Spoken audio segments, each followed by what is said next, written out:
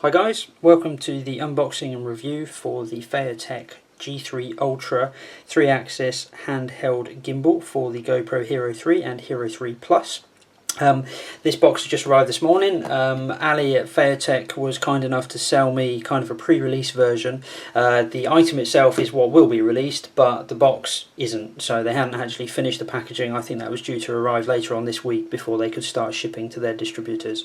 So yeah, they sent me this one nice and early so I can do a couple of videos on it and see how it all works out. So like I say, this is the handheld version. First and foremost, let's just take a look at the 2-axis version. So this is the 2-axis version. This is sitting on my Icon A5 cockpit at the moment. Obviously I use this for radio control flight. This isn't the handheld rig, but the gimbal itself is what used to come with the handheld rig.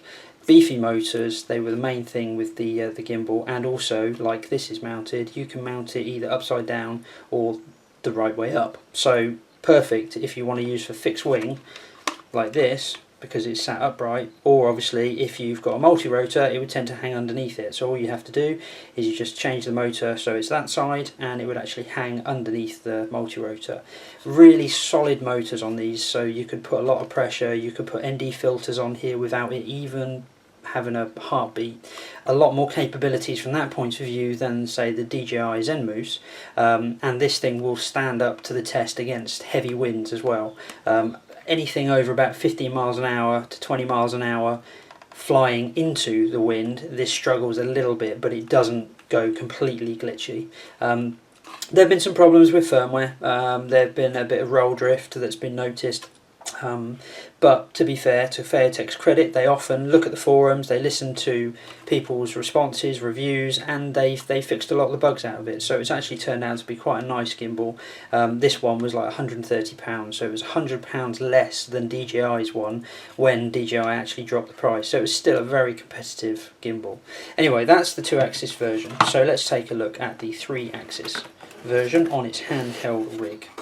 So let's deal with the unboxing. As always, we get somewhat iffy English instruction manual, you get yourself a warranty card, you get yourself a battery charger. Now, notes about the battery charger: number one, comes with a fixed 2-pin outlet.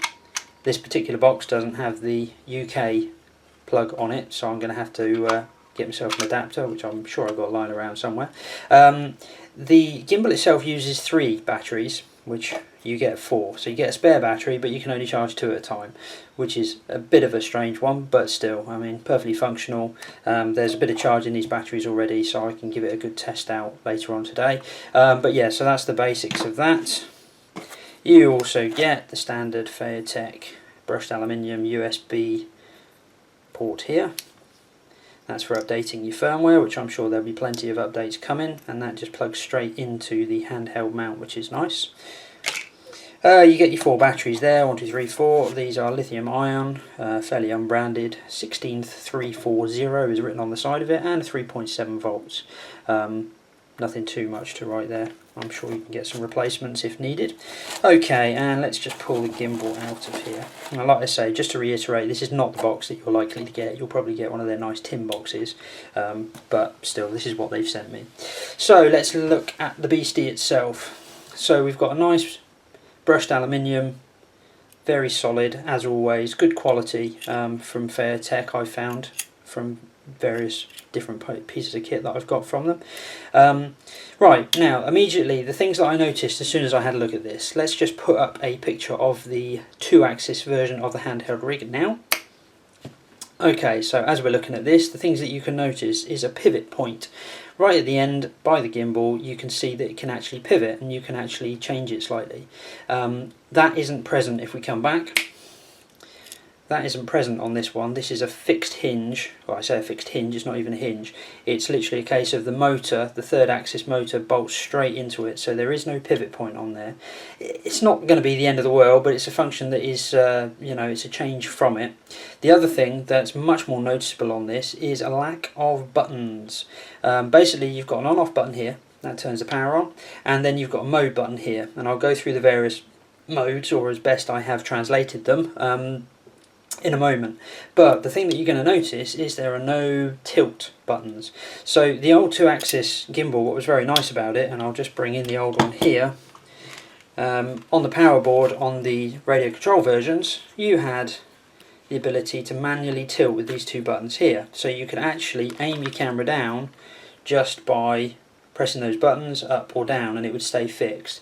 Obviously when you're using radio controlled, you're going to have it rigged up to your transmitter, and that's not necessarily a problem. However, it was really nice on the handheld rig because you would be able to do the tilting yourself.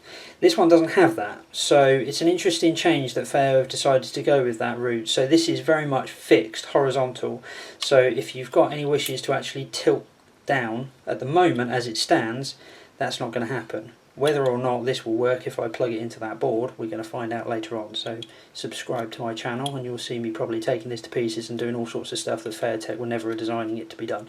But anyway, I'll stick to this for the moment. The other major change, which is a point of contention I guess with me, the nice thing that they've done is they've got rid of the Allen key screws into the mount. So let me again get the 2-axis version in. Okay, so as you can see, on the 2-axis version, what they did is they went the sort of the taro gimbal route with this aluminium ring, but the frustrating part of it was there were two little 2.5mm, I think they were, or even less, Allen keys, and literally all that is just a bolt.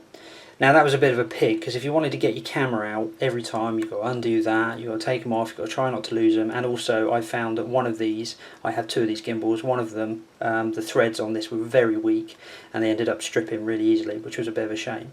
Bit of a pain, but of course in flight it holds your camera very nicely. So moving back to this one, what they've done is they've decided to get rid of that ring altogether and they're just using a single bar. What they've done, which is very nice, is they've given some nice little thumb screws, which makes life a lot easier. The other way that they've changed it, if I just grab my other Hero 3 here, is to fit the gimbal.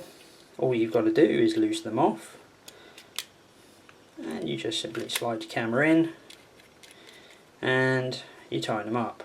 Now, for a handheld rig, absolutely no problem whatsoever. It's going to stay stable whilst you're moving it around. It's not going to fall sideways anyway. No issue there.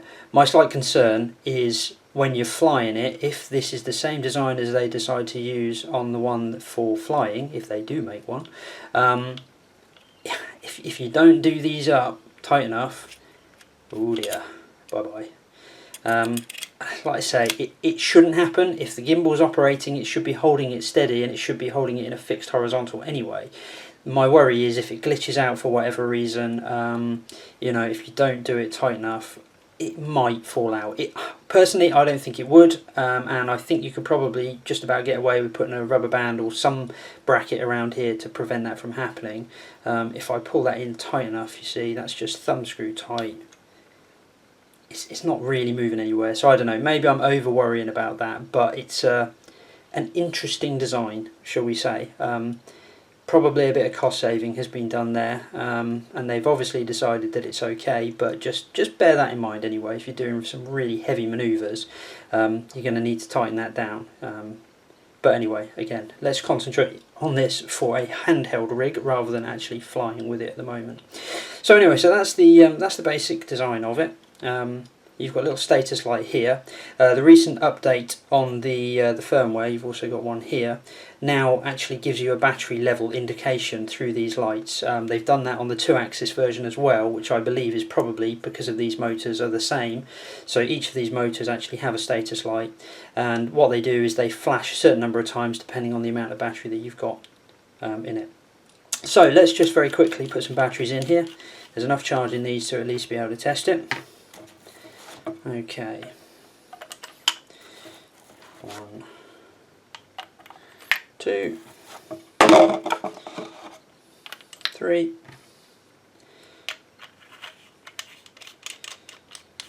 and the base on there.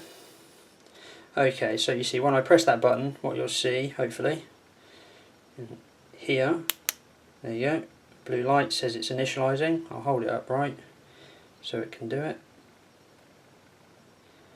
3, 2, 1. Oh, there we go. Right, so we're now initialized. Now obviously my camera is not in the right rotation right now for you to be able to see this, and obviously I'll do some more videos showing you what's going on here.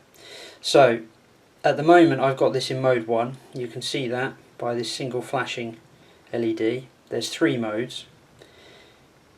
Being completely honest, instruction manuals do not tell you what those modes are in a way that's very easily translated. As you can see here, if I move around, I can actually move the third axis, the pan axis, around. Now obviously that means that it's following my movements, but it's doing it nice and smoothly. So if I jolt my hand around, you can see it does actually respond to it, which is nice.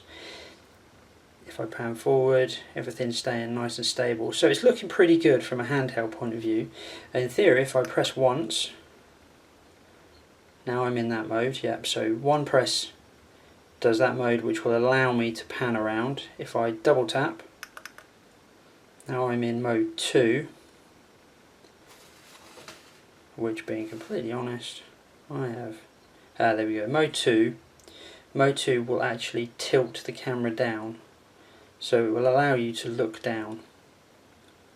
So I don't know, you probably can't see that very well, but if I'm now looking at the floor, it will let me look at the floor. It wouldn't let me do that in mode 1, it was always a fixed horizon. So that's quite nice. That's probably why they've decided not to bother with the tilt, because actually if you wanted, let's say you're just over a nice high bridge or something, you wanted to look over the top of it, you could slowly pan down, give you a nice smooth pan, and you could look down. And it's intelligent enough to know that. And then we've got mode 3, so if we hold this for more than 2 seconds, 1, 2, then you get a solid blue light, and that's now fixed. So wherever you were, everything's fixed in. So that is now not going to take its eye off anything that you were looking at before, no matter what you do, and it's holding very stable. So yeah, so anyway, obviously it's going to be much more interesting to have some footage of that, so I'll stop playing around for that now. All you got to do to turn it off, again, press the button on the bottom down here, one tap, boom, goes limp, jobs are good. So far that's looking pretty good. Obviously the proof will be in the pudding once I manage to get it out and do some testing. So yeah, but anyway, that's the initial part of it. So now let's move on to see some test footage, and we'll see how it performs actually out in the open field.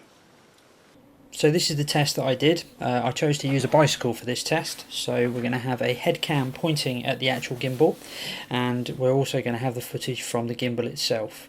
So obviously not using an aircraft for this particular test, but I'm going to test all 3 modes and we'll see how each one happens, and I'll talk a little bit about each one. So for this initial test I'm using heading follow mode. That is Feiyu Tech's actual way of phrasing it from the manual. Heading follow mode, basically what that means is that the horizon is completely locked in.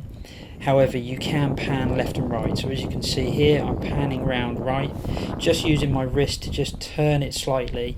The more aggressive you turn your wrist, the faster the pan will go, but it won't always catch up completely.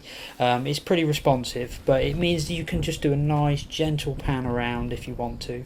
Very good from the point of view of multi-rotors, so a nice yaw around here would give you a nice steady shot. As you can see, the horizon's pretty locked in. I was quite impressed with the horizon lock actually, because I've had problems with the 2-axis version with horizon lock, but they seem to be using a better firmware, or certainly the latest firmware that improved that.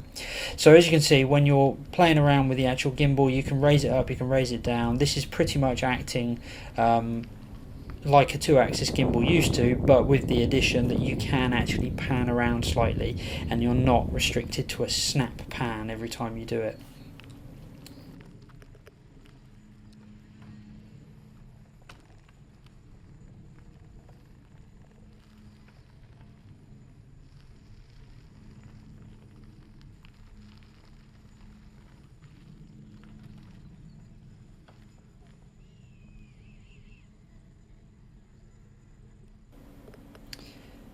Okay, so now we're going to move into mode 2 with 2 taps just there. So mode 2 is heading and pitch follow mode. Now with mode 2, this now also gives you, as well as panning around, this now gives you the ability of tilting the camera forward. So as you can see here, if I actually apply pressure and push forward, it's going to tilt the camera down. So it's going to recognise the fact that I want to look down, and it's going to hold the camera nice and steady in place there. As we pull back up, it's going to recognise the pullback, and it's going to actually tilt it backwards. So as you can see, it's quite nice and steady at the moment. Again, the horizon's locked in very well. The roll is very good, even though we're on a bumpy surface. There's going to be some bumps on this, but I'm pretty impressed with it so far. We'll just take a little gentle tilt backwards, so I'm holding it back now, and it's recognised that I want to look up. Now using this on an aircraft will be a bit of an interesting one. At first I was wondering whether or not that's going to cause horrible results. I think the key to remember is that there's a delay. When I move my hand forward quickly, it will catch up, but it won't do it in a dramatic fashion. So let's take, for example, a fixed wing aircraft. Let's say we decided to do an ascent. As we pull up into that ascent, if we do it quickly, the camera's going to recognise that you're going up, but it's going to take a little bit of time before it decides actually, oh, he's looking up. Chances are by the time you've actually got to where you want to be, that's when it's going to have caught up. But you never know, it might be some interesting results. I'm looking forward to being able to test that out. Likewise with multi-rotors, of course, when you go forwards, there's a good chance that it's going to tilt. So now I'm just going to hold the button down for 2 seconds, 1, 2, and then come off it, and that's going to move us into mode number 3, locking mode. So all I've done there is I've pointed the camera pretty much at the end of the road, and now what it's going to do is it's going to keep the camera fixed on that point. So no matter what I do, whether I try and pan around, whether I try and tilt forward, that is going to be a fixed reference point now. If I were to try and pan around too far, what's going to happen is it's going to hit the buffer, and then it will start glitching out, because basically its IMU is trying to keep that camera in as steady a position as possible. You can notice there's a little bit more bumps in this video, and that's because at moments I am actually catching some of the locking points on the actual constraints of the handheld device, but that's going to be expected. Locking mode, again, if you're going to use that in radio control flight, would be an interesting one. If you've got capabilities of flicking it into that mode via your transmitter, it's going to give you a nice steady shot. So if you just point down at a fixed place and then you aim for it, I think you're going to get a really nice steady shot for it. But again, it'll be interesting to test that out. Certainly from what I can see of it so far anyway, even with version number 1 of the firmware and version number 1 of the motors, out of the box, this is a really nice capable handheld gimbal.